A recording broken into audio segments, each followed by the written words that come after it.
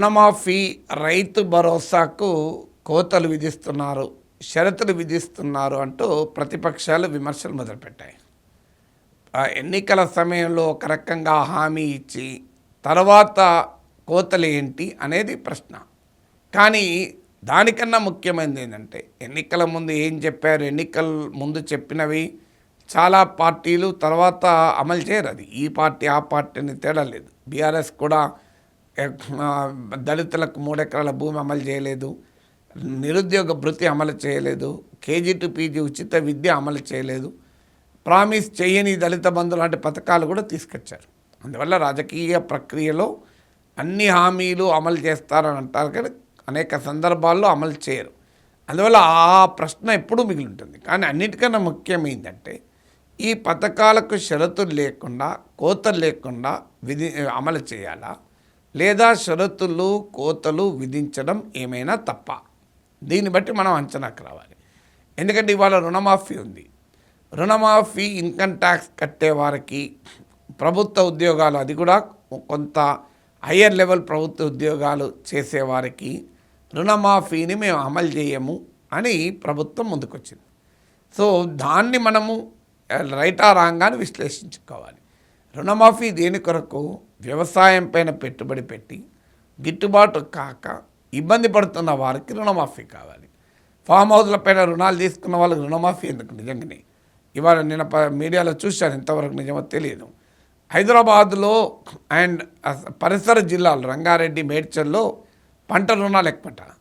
So ఇక్కడ పంట రుణాలు అంటే గ్రామీణ జిల్లాల కన్నా కూడా మేడ్చల్, రంగారెడ్డిలో పంట రుణాలు ఎక్కువ తీసుకున్నారు. అంటే అర్థం ఏంటి? నీకు ల్యాండ్ ఉంటే ఆ పాస్బుక్ చూపెట్టి అగ్రికల్చర్ లోన్ తీసుకుంటున్నారు. కానీ నిజంగా అగ్రికల్చర్ చేస్తున్నాడా, దానిపైన లైవ్లీహుడ్కి ఆధారపడ్డా సంబంధం లేదు. అందువల్ల ప్రజల సొమ్ముతో అమలు చేసే పథకాలకు సరైనటువంటి జెన్యున్లీ రిక్వైర్డ్ వాళ్ళకి వెళ్ళాలి. క్రైటీరియా అది. ఎన్నికల్లో ఏం ప్రామిస్ చేసామన్నది పొలిటికల్గా క్రిటిసిజం ఉంటే ఉండవచ్చు.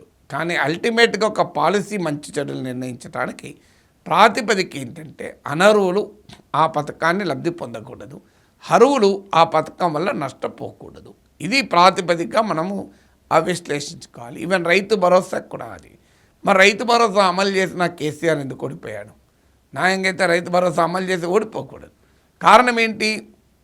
2 ఎకరాలు 3 ఎకరాలు రైతు బంధు వచ్చినందుకు ఆనందపడలేదు. రైతు బంధు అన్నా రైతు భరోసా అన్న ఒకటే. కానీ 20 ఎకరాలు 30 ఎకరాలు ఉన్నవాడికి రైతు బంధు రావడం పట్ల బాధపడ్డాడు. ఎందుకంటే ఎవరైనా చిన్న సన్నకారు రైతులకు ప్రభుత్వం సహాయం చేస్తే ఎవరు ప్రశ్నించరు. కానీ ఫామ్ హౌస్లు ఉన్న వాళ్ళు, పడావు పెట్టిన వాళ్ళు, రియల్ ఎస్టేట్ కొరకు భూములు కొనుక్కొని ఉంచుకున్నవారు, ప్రైవేట్ విద్యా సంస్థలు, కంపెనీలు, వీరికి ఎందుకు రుణమాఫీ, వీళ్ళకెందుకు రైతు బంధు అమలు కావాలి?